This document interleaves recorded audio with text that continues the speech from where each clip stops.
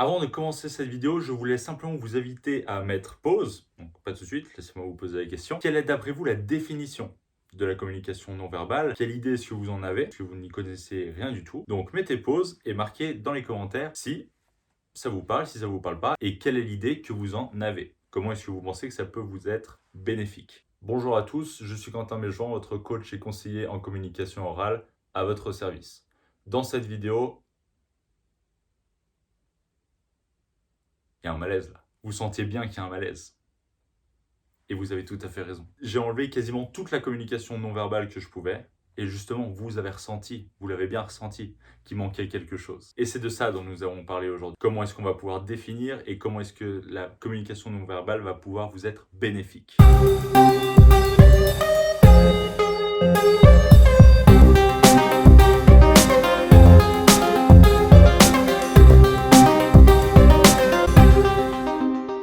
Bonjour à toutes et à tous et bienvenue dans cette vidéo. Je suis Quentin Méjean, votre coach et conseiller en communication orale à votre service. On vous a parlé récemment de communication non verbale, de langage corporel, et vous vous dites, et qu'est-ce que c'est? On vous a même dit que ça pouvait vous aider dans votre vie professionnelle, et c'est vrai. Et dans cette vidéo, justement, nous allons voir comment est-ce que ça peut vous être bénéfique. L'objectif de cette vidéo, il est tout simple, c'est de vous introduire et de définir ce qu'est la communication non verbale et de voir quels sont les différents avantages que vous pouvez mettre en place pour que ça soit bénéfique dans votre vie aussi bien personnelle, vos relations avec vos amis par exemple, que votre vie professionnelle, vos entretiens d'embauche, vos speeches, vos meetings, comment est-ce que vous allez mener vos réunions. Donc, qu'est-ce que la communication non verbale? Ça se sépare en deux aspects. Le premier aspect est le langage corporel. Votre corps parle à votre place. Si on prend la communication dans son ensemble, le langage corporel représente 60% de cette communication. Donc si on prend la communication dans son entièreté, le langage corporel occupera à peu près cette partie-là, ce qui est énorme. Le premier aspect de la communication non verbale regroupe tout ce qui est mimique,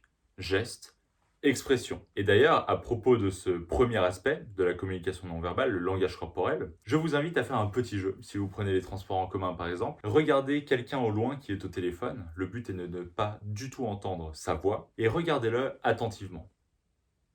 Regardez cette personne et posez-vous la question suivante. Est-ce que vous sentez qu'elle est joyeuse, qu'elle est triste, qu'elle est excitée, qu'elle est déçue? Tous ces aspects-là et d'autres encore peuvent se voir concrètement quand vous regardez une personne au loin, grâce au premier aspect de la communication non verbale, le langage corporel. Et par rapport justement à ce petit jeu, je vous invite dans les commentaires à me dire si vous avez réussi à voir, à ressentir justement cette émotion que transmettait la personne. Est-ce qu'elle était énergique? Est-ce qu'elle n'était pas énergique? Est-ce qu'elle était triste? Etc. etc.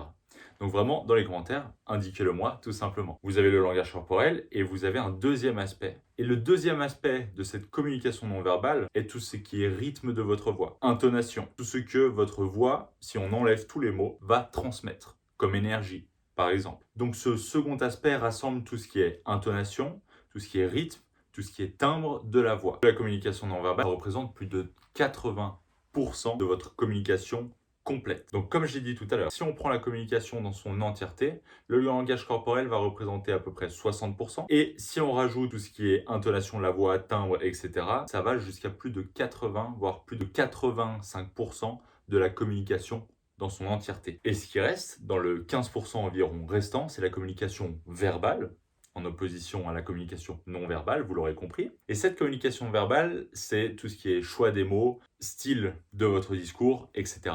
etc. À quoi est-ce que cette communication non verbale va vous servir concrètement? Tout simplement à magnifier votre message. Quand vous racontez une histoire qui est triste, que vous avez personnellement vécue et que vous voulez faire ressentir cette émotion à votre audience, alors justement, vous allez pouvoir utiliser cette communication non verbale, maîtriser vos gestes, vos mimiques, vos expressions de visage pour pouvoir transmettre cette émotion. Et votre audience, grâce à cette communication non verbale, encore une fois, elle va pouvoir beaucoup mieux ressentir ce que vous ressentiez lorsque vous avez vécu ce moment. Récemment, j'ai assisté à une présentation et cette personne-là était vraiment impliquée dans son pitch de projet. Parce que le projet lui parlait vraiment et sa communication non verbale nous impliquait vraiment dans son émotion. Et la première fois que j'ai vu cette même personne faire une présentation, qui était une présentation sur de la théorie, beaucoup moins, on va dire, intéressant émotionnellement, là, pour cette présentation, la personne était beaucoup moins impliquée du coup dans la présentation, donc son langage corporel, sa communication non verbale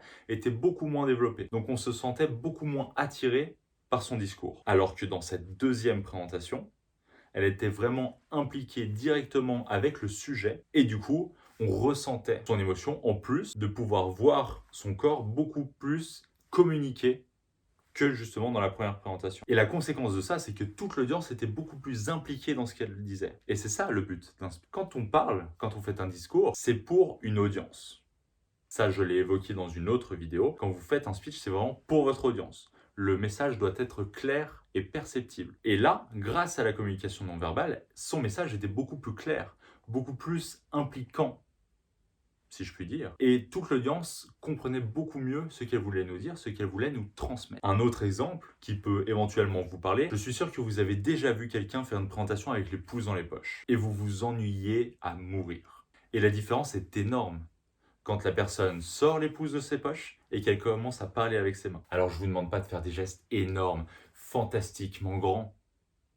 Pas forcément. Servez-vous de vos mains, de vos bras, détachez vos mains de votre corps pour pouvoir vraiment transmettre ce que vous avez à dire. Ça va pouvoir, comme je l'ai dit au début, magnifier votre message pour pouvoir beaucoup mieux le transmettre et avoir plus d'impact sur votre audience. Ce que je vous invite à faire maintenant, c'est un petit exercice qui est sympathique. Je vous invite à vous filmer en train de dire 3 phrases. Ces 3 phrases, elles ont pour objectif de demander de l'aide à quelqu'un. Donc par exemple, vous demandez si vous avez un projet, si vous avez une startup, à des investisseurs d'investir dans votre projet. Essayez de dire ces 3 phrases sans aucune communication non verbale. Une communication non verbale qui est neutre. Restez comme ça et dites les 3 phrases, tout simplement. Ensuite, continuez à vous filmer en disant ces 3 phrases, mais en courbant le dos, en regardant par terre et en mettant vos mains comme ça devant, comme ça, en cachant vos pouces, et demandez à ces investisseurs d'investir dans votre société avec cette attitude-là. Ensuite, dites ces 3 mêmes phrases en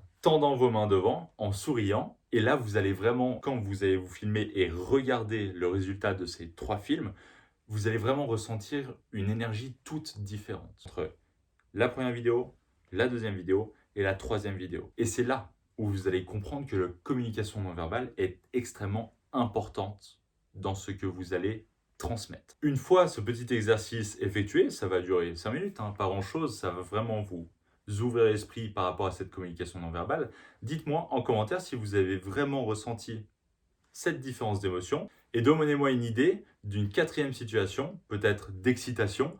Comment est-ce que vous exprimeriez cette excitation? Quels gestes, quelles mimiques, quelles expressions vous permettraient d'exprimer cette excitation? Et quand vous allez poser le commentaire juste en dessous, n'hésitez pas bien entendu à vous abonner. Ça récompensera le travail fourni. Je vais récapituler maintenant les 4 points que nous avons vus dans cette vidéo. Le premier étant que la communication non verbale est décomposée en 2 parties, le langage corporel et la communication non verbale par rapport à la voix, le timbre, l'intonation, le rythme. Cette communication non verbale représente plus de 80% de votre communication dans son entièreté. Troisième idée que j'ai évoquée dans cette vidéo, c'est que votre communication non verbale, toute cette communication verbale va vous permettre de magnifier votre message et de transmettre avec beaucoup plus d'impact ce que vous avez à dire, votre discours pour votre audience. 4e notion que nous avons vue dans cette vidéo, c'est l'exercice. Amusez-vous à vous filmer en train de transmettre différentes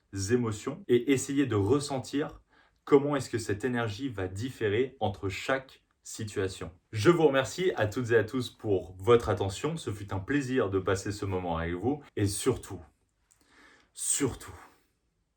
n'oubliez pas de sourire. Le monde ne sera que meilleur. Je vous souhaite tout de bon pour cette journée et pour la suite de la semaine. C'était Quentin Mégevant. Ciao.